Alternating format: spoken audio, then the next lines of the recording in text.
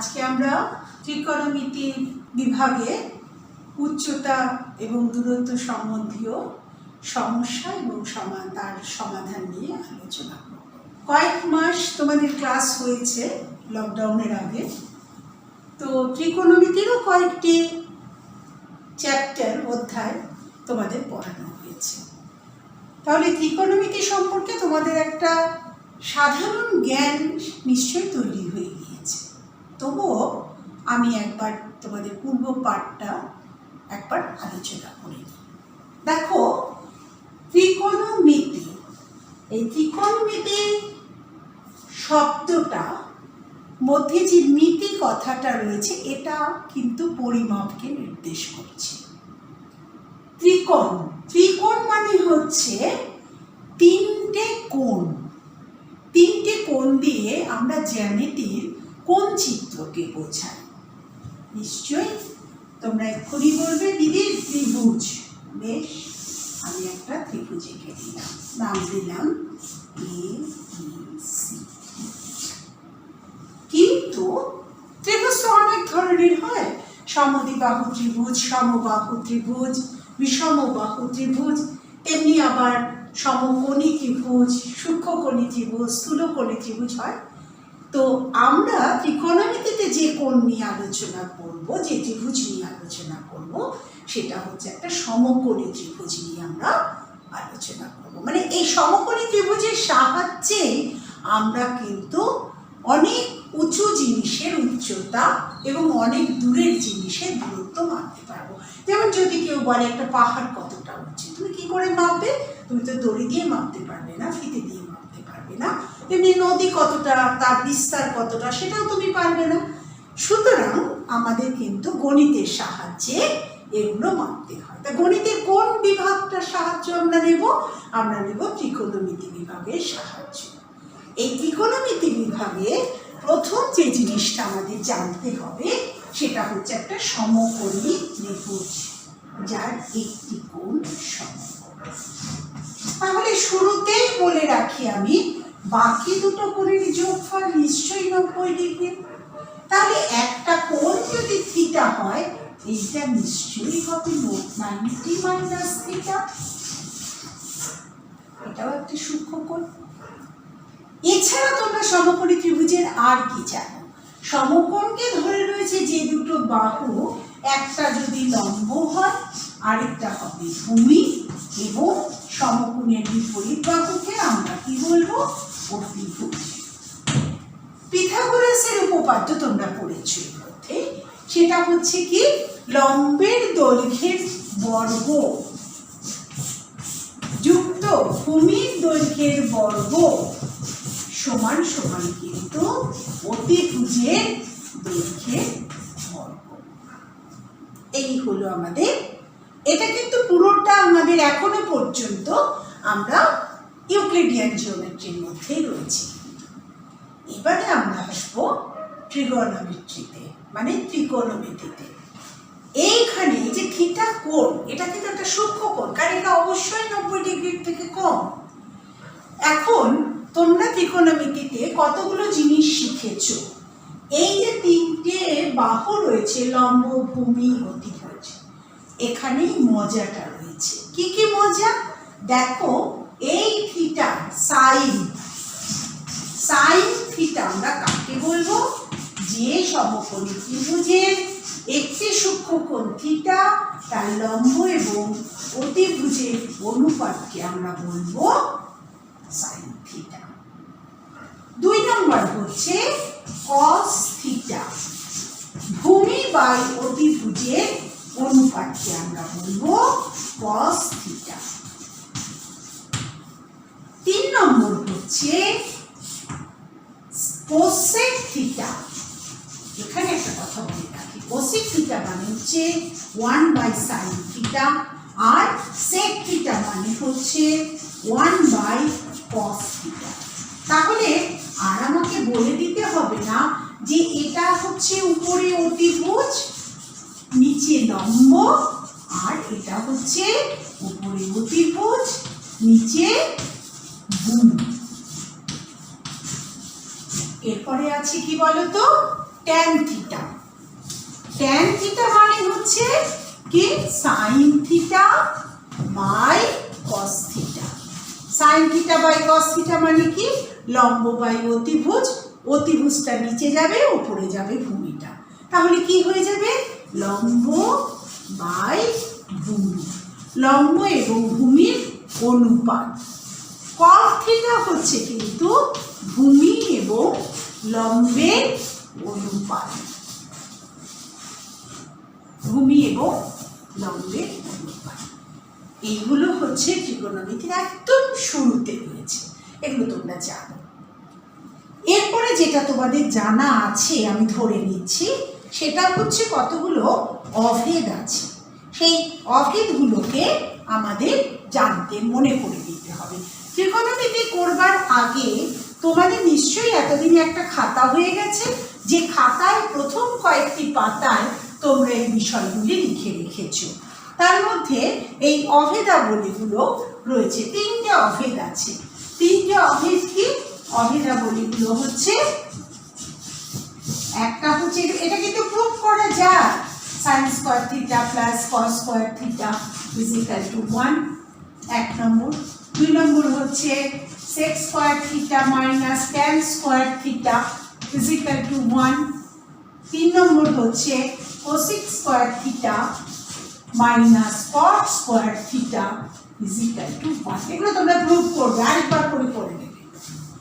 তৃতীয় জিনিস যেটা, এই যে থিটা, দেখো যে সমকোণী বুঝছো, এটা 90 ডিগ্রি, এটা থিটা। তাহলে খুব সহজ বুদ্ধিতেই বলে যাওয়া যায় যে এই থিটার মানটা 0 থেকে 90 এর মধ্যে হবে। তাহলে দেখো এই যে কোণানুপাতগুলো রয়েছে, সাইন যদি 0, এবার দেখো সাইন, হ্যাঁ আমরা এটাকে একটা যদি টেবিলটা যদি আমি তৈরি করে নিই, এই টেবিলটা তোমরা খাতায় লিখে রাখবে এবং ভালো করে নিজেরা মনেও রাখবে সবসময়। সাইন কস ট্যান, অ্যাকচুয়ালি সাইন কস ট্যান যদি তুমি জানো, বাকিগুলো তুমি নিজেই বার করতে পারবে। একটা কি 0 ডিগ্রি, তারপরে হচ্ছে 30 ডিগ্রি, 45 ডিগ্রি, আর কি হচ্ছে 60 degree, 90 degree. Sine 0 0, sine 30 half, sine 45 1/√2, √3/2, sine 91। কসটা ঠিক তার উল্টো, 1 √3/2, 1/√2, হাফ 0। ট্যানটা কিন্তু সাইন বাই কস, 0 1/√3, 1√3 ইনফিনিটি। কট কিন্তু ঠিক ট্যানের উল্টো, তাহলে কটটা ট্যানে যা বলা আছে তাই হয়ে যাবে। এইগুলোকে কিন্তু মাথায় রাখতে হবে। এইবারে আমরা সরাসরি চলে আসবো আমাদের আজকের পাঠে, সেটা হলো উচ্চতা এবং দূরত্ব। উচ্চতা এবং দূরত্ব এই যে অধ্যায়, এই অধ্যায় কিন্তু আমাদের দুটো জিনিস খুব ভালো করে মাথায় রাখতে হবে।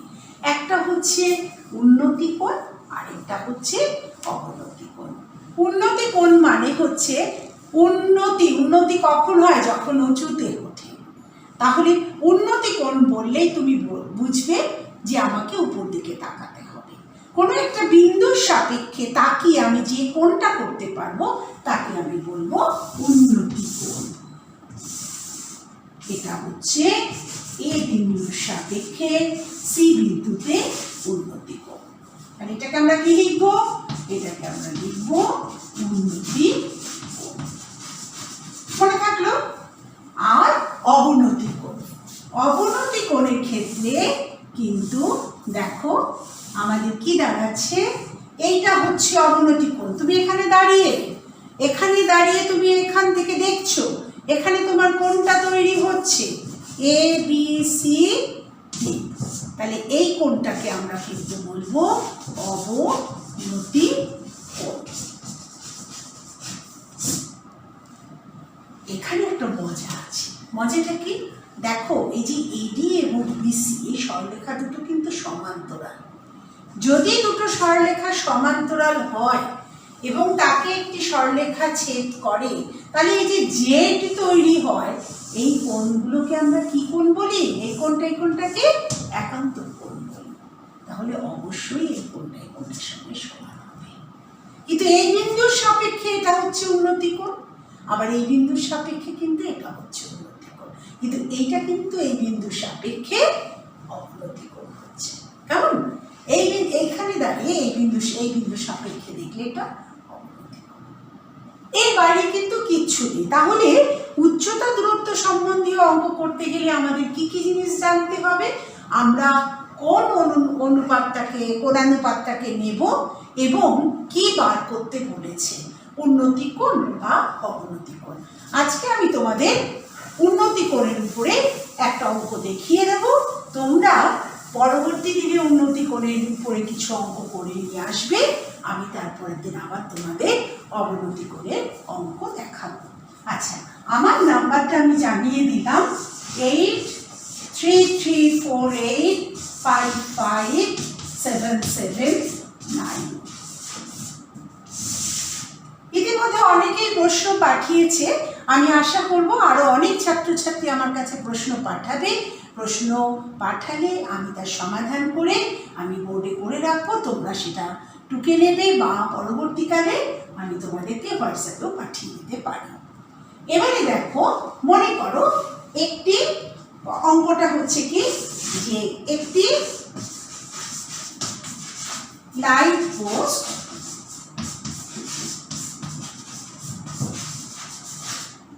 যার দৈর্ঘ্য 6 মিটার মাটি থেকে 2 মিটার উঁচুতে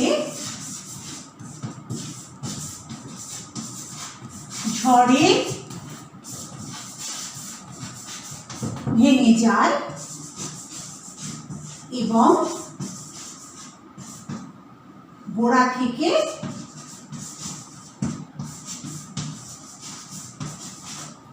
কিছুটা দূরে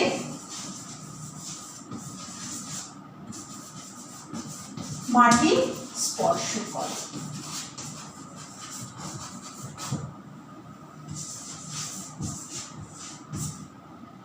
প্রশ্নটা হলো কত ডিগ্রি কোণে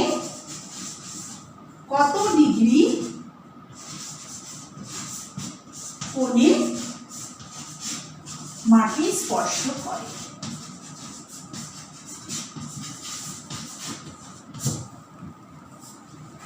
তাহলে আমাদের প্রথম কাজ কি?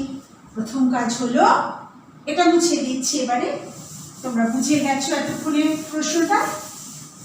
প্রথম কাজ হলো আমার একটা সমকোণী ত্রিভুজ এ বি, যার দৈর্ঘ্য, লাইট পোস্টের দৈর্ঘ্য, এটা দৈর্ঘ্য হচ্ছে 6 মিটার।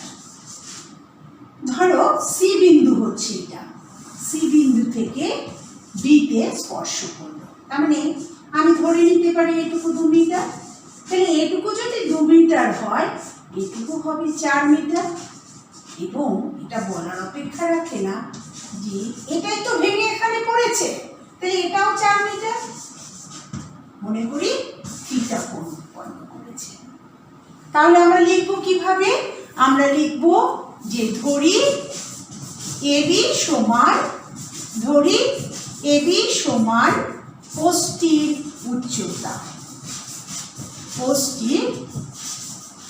উচ্চতা সমান হচ্ছে 6 মিটার। কেমন? আচ্ছা, বিসি সমান 2 মিটার, কেননা সি বিন্দুতে পোস্টটা ভেঙে গেছে। আর এসি সমান সিডি, এসি সমান সিডি সমান 4 মিটার। তাহলে এখানে মনে করি থিটা কোণ উৎপন্ন করেছে। তাহলে এখানে আমরা কি কি পাচ্ছি? আমরা দেখো পাচ্ছি সিবি পাচ্ছি, সিডি পাচ্ছি, তাহলে লম্ব পাচ্ছি, অতিভুজ পাচ্ছি। তাহলে এবার আমাকে বলো যে লম্ব এবং অতিভুজকে নিয়ে আমাদের ত্রিকোণমিতিতে কোন কোণানুপাত ব্যবহার করা হয়? আমরা জানি সাইন থিটা। তাহলে এই যে সিডিবি এই কোণটা দেখো, সুতরাং সাইন সিবি সমান হচ্ছে সাইন থিটা। এই সাইন থিটা সমান কত পাচ্ছি আমরা বলো তো? সিবি হচ্ছে লম্ব আর সিডি হচ্ছে অতিভুজ। সিবি কত? 2, এটা হচ্ছে 4, তার মানে হচ্ছে 1/2। তাহলে সাইন থিটা সমান আমরা কত পেলাম? আমরা আগেই জানি, এই কারণেই আমি বলেছি যে ওই টেবিলটা তোমরা মাথায় রেখে নেবে। সাইন 30 এখানে কিন্তু হাফ, তাহলে এটার বদলে আমি লিখতে পারি সাইন 30। তাহলে theta is equal to 30 degree. তাহলে আমি উপরে লিখে দিচ্ছি থিটা হচ্ছে 30। ঠিক এমনি করে ধরো তোমার কাছে লম্ব দেওয়া থাকলো, কোণ দেওয়া থাকলো, ভূমির দৈর্ঘ্য বার করতে বললো। লম্ব দেওয়া থাকলো, অতিভুজ দেওয়া থাকলো, কোণটা বার করতে বললো। এরকম ভাবে তোমাকে করতে হবে। কিন্তু যেটা বিষয় সেটা হচ্ছে যে উচ্চতা দূরত্ব সম্পর্কিত অঙ্কগুলো করতে গেলে তোমাকে প্রথম কিন্তু সমস্যাটাকে ভিজুয়ালাইজ করতে হবে, ভীষণভাবে ভিজুয়ালাইজ করতে হবে। তুমি একটা নদী চলে যাচ্ছে, নদীর অপর দিকে একটা তাল গাছ আছে, তাল গাছের এই পার থেকে তুমি 6 মিটার দূরে সরে গিয়ে একটা খুঁটি পাতলে, সেখান থেকে তুমি ওই তাল গাছের উন্নতি কোণ দেখছো এত, তাহলে তোমাকে এটা পুরোটা ভিজুয়ালাইজ করতে হবে। দ্বিতীয় জিনিস, ধরো একটা ঘড়ি উঠছে মাটি থেকে, তুমি লাটাই ধরে ঘড়িতে ওড়াচ্ছ, তো ঘড়ির সুতো যেখান থেকে উঠছে সেখান থেকে তোমার দূরত্ব হচ্ছে 150 মিটার দৈর্ঘ্যের একটা সুতো উঠছে, তাহলে আমি কিন্তু এখানে অতিভুজটা পেয়ে যাচ্ছি। এটা আমাকে ভাবতে হবে। আমি যত ক্লিয়ারলি ভাবতে পারবো তত আমি কিন্তু খুব সহজেই অঙ্কগুলো করতে পারবো। লাইট হাউস থেকে সমুদ্রের উপরে আমি দেখছি এপাশ থেকে একটা জাহাজ যাচ্ছে, ওপাশ থেকে একটা জাহাজ যাচ্ছে, তাহলে এখানে আমাকে নিশ্চয়ই ভাবতে হবে অবনতি কোণের কথা। এরকম ভাবে কোথায় উন্নতি কোণ হবে, কোথায় অবনতি কোণ হবে, আমি যদি সমস্যাটাকে পুরোটা আমি একদম ছবির মতো নিজে দেখতে পারি, তাহলে কিন্তু এই সমস্যার সমাধান করা তোমাদের কাছে কোনো কঠিনই হবে না, তোমরা ভীষণ ভালোভাবে পারবে। তো আজকে আমাদের এটা একটা উদাহরণ স্বরূপ আমি তোমাদের দেখালাম উন্নতি কোণের অঙ্ক। পরের দিন আমরা অবনতি কোণের অঙ্ক করবো। আজকে এই পর্যন্তই থাক, ভালো থেকো, পড়াশোনা